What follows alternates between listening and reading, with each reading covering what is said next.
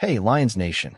We're back with another exclusive video bringing you all the latest news about our beloved Detroit Lions.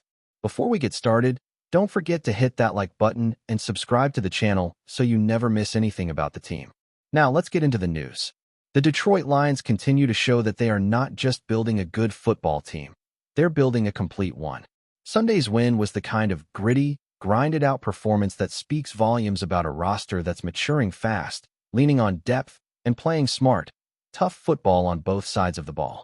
What started as a matchup where all the pregame talk was centered around the opposing defense quickly became a platform for the Lions' own defensive unit to steal the spotlight.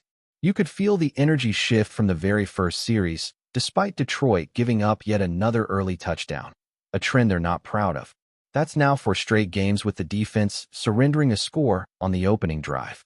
But what separates this team from many others is the ability to regroup, adjust, and dominate the rest of the way.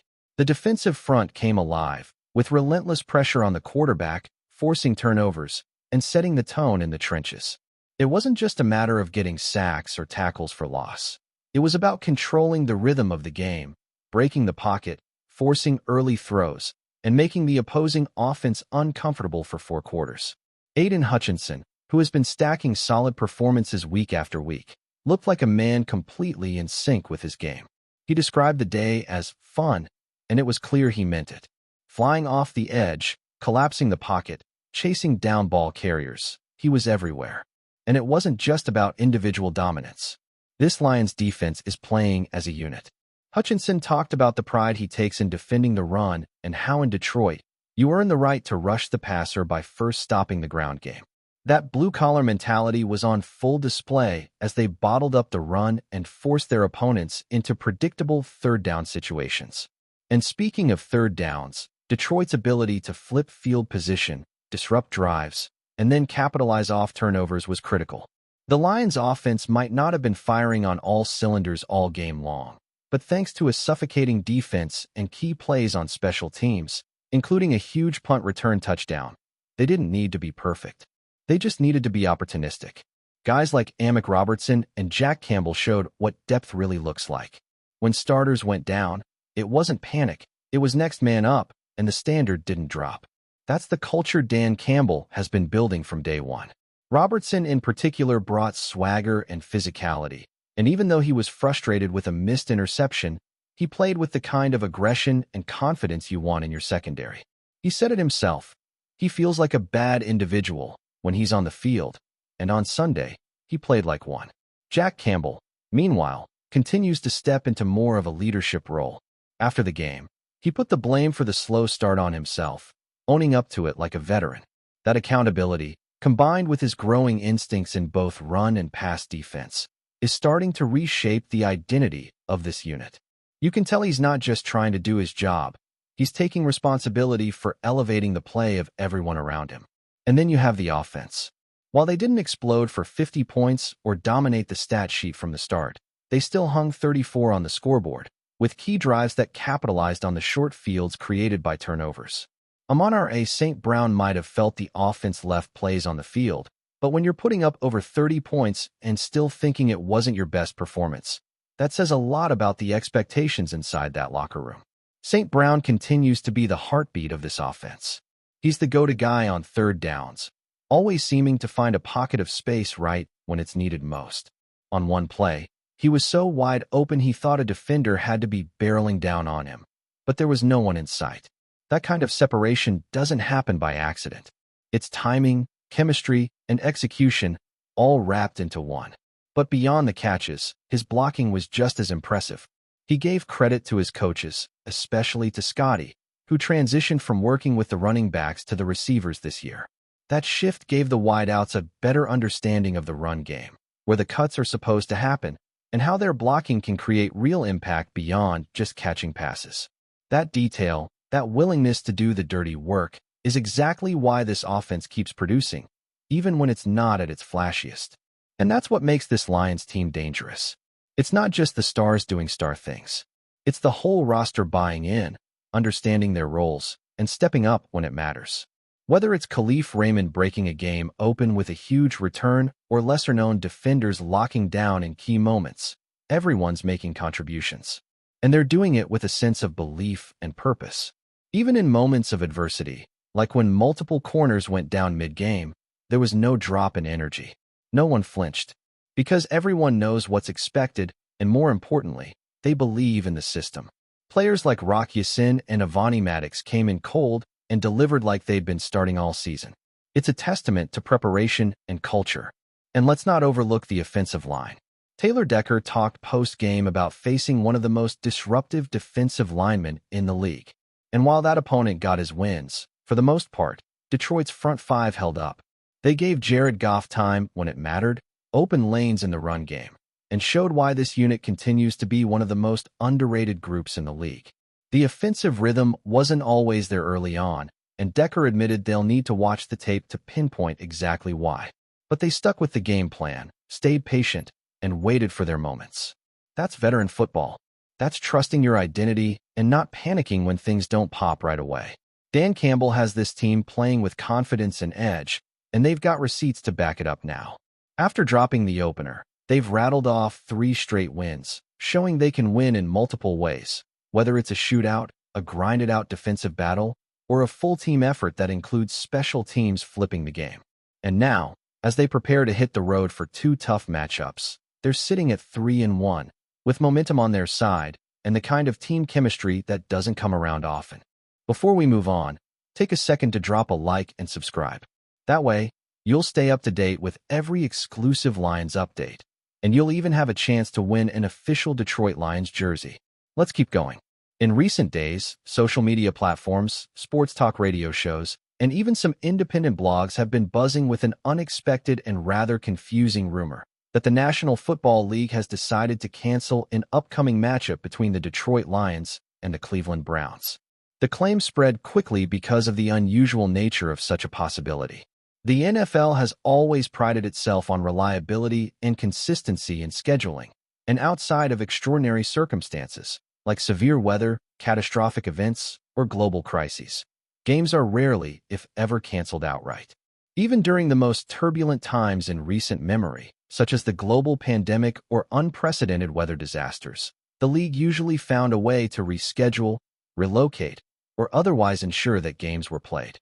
So, naturally, the idea that a regular season game could simply be called off entirely without a clear explanation immediately attracted attention, suspicion, and curiosity.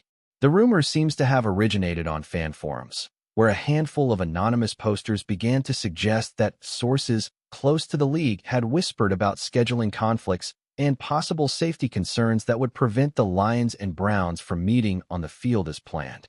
From there, the story gained traction through reposts, retweets, and algorithm-driven amplification. Some fans appeared genuinely worried that their tickets might be rendered useless, while others treated the claim as just another example of how fast misinformation can spiral in the digital age. The NFL itself has not issued any statement acknowledging the speculation, and both teams have remained silent, focusing instead on their practice routines and public relations efforts that have nothing to do with cancellations. Part of the reason the rumor captured so much attention is because of how unusual it would be for the Lions and Browns specifically to be at the center of such a situation. Both franchises, while often the subject of jokes for their struggles in past decades, are currently riding waves of optimism. Detroit has emerged in recent seasons as a tough, resilient team with a passionate fan base that has waited decades for playoff relevance. Cleveland, meanwhile, has been building a formidable defense and, despite controversies around its quarterback situation, still presents itself as a serious competitor in the AFC. A clash between these two franchises would normally be viewed as a rare chance to measure progress and possibly witness a surprising, memorable contest. For that reason alone, the suggestion that the league would cancel their game sounded implausible to many who follow football closely. Yet rumors have power precisely because they fill in gaps where official communication is absent. The NFL is a massive organization, and its decision-making processes are not always transparent to fans. When no immediate denial came from the league office after the rumor first appeared online, some began to believe that silence equaled confirmation. Others pointed out that the league rarely bothers to comment on every piece of online speculation, especially when the source of the rumor is unclear and unverified. Still, in the age of viral posts and trending hashtags, ignoring a rumor can sometimes make it grow faster, as people assume that officials are concealing the truth. Another factor fueling the speculation is the recent memory of unusual scheduling challenges. Fans remember when games were moved to unusual days due to snowstorms, when contests were relocated because of wildfires or hurricanes, and when the league had to navigate outbreaks that disrupted entire position groups on rosters. Each of those events set a precedent for disruption, making it easier for some to believe that a complete cancellation, while unprecedented, might not be impossible. If anything, the NFL's flexibility in the past paradoxically makes fans more receptive to thinking that anything could happen, even though the league has historically done everything in its power to avoid outright cancellations. Looking at the practical side, canceling a game would create enormous headaches for everyone involved. Television networks have invested heavily in broadcasting rights. Advertisers plan campaigns around specific slots, and local economies, especially in Detroit or Cleveland, depend on the influx of fans to stadiums, hotels, bars, and restaurants. Season ticket holders and casual attendees alike would feel cheated if a game simply disappeared from the calendar. And from a competitive standpoint, removing a contest would raise thorny questions about playoff seeding, statistics, and fairness. The NFL has procedures in place to handle postponements, but not outright erasures. That is why, even as the rumor circulates, most analysts agree that it is far more likely to be baseless chatter than any reflection of reality. It is worth considering the psychology of how sports rumors emerge and persist. Fans are emotionally invested, and any unusual piece of information can spark strong reactions. The Lions, for instance, have one of the most long-suffering fan bases in the league, so the mere suggestion of losing a game feels like an insult piled on years of frustration. For Browns supporters, who have also endured decades of heartbreak and disappointment, the possibility of having a game taken away resonates with a sense of being overlooked or marginalized by the broader league narrative. Rumors, in this sense, do not need to be true in order to feel true. They just need to connect with pre-existing feelings among the fan bases. Journalists covering the league have quietly dismissed the story, though some have acknowledged that the chatter itself is interesting as a phenomenon. A few well-known insiders have stated clearly that they have heard nothing credible about a cancellation, and that both teams are preparing as normal for their scheduled meeting. This should be enough to settle the matter, but in an age where clicks and engagement drive attention, fringe outlets continue to publish speculative pieces that suggest something might be happening behind the scenes. The language of possibility, phrases like reportedly, sources say, or rumors indicate, creates an aura of plausibility without ever committing to verifiable facts. At its heart, this entire episode highlights the tension between official communication and the rumor mill.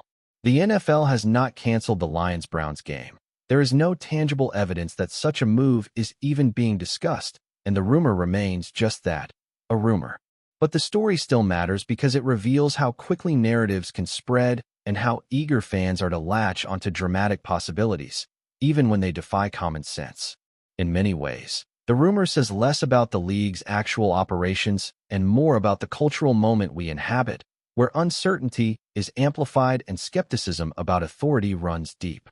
Unless the league issues an extraordinary announcement in the days ahead, which, again, would shock most observers, the Lions and Browns will play as scheduled, and the supposed cancellation will fade into the background as just another strange chapter in the long history of sports rumors.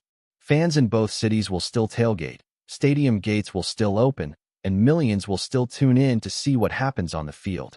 When the first whistle blows, all of this noise will likely be forgotten, replaced by the real drama of competition that no rumor can substitute. Until then, however, the chatter will continue. Some fans will joke about it, others will worry, and still others will use it as an excuse to criticize the league's communication strategies. But reality remains unchanged. The game is on the schedule, preparations are underway, and no credible source has suggested otherwise. The rumor may have created confusion, but it also serves as a reminder that in the world of professional sports, truth and speculation are often blurred in the rush for attention. And as long as fans care deeply about their teams, there will always be someone willing to stir the pot, even if the pot is empty. We bring you the latest Lions news every single day. So make sure you're subscribed, hit that like button, and turn on notifications so you don't miss a thing. And of course, drop a comment below with your thoughts on today's news. Your voice makes a difference for Lions Nation. See you in the next video.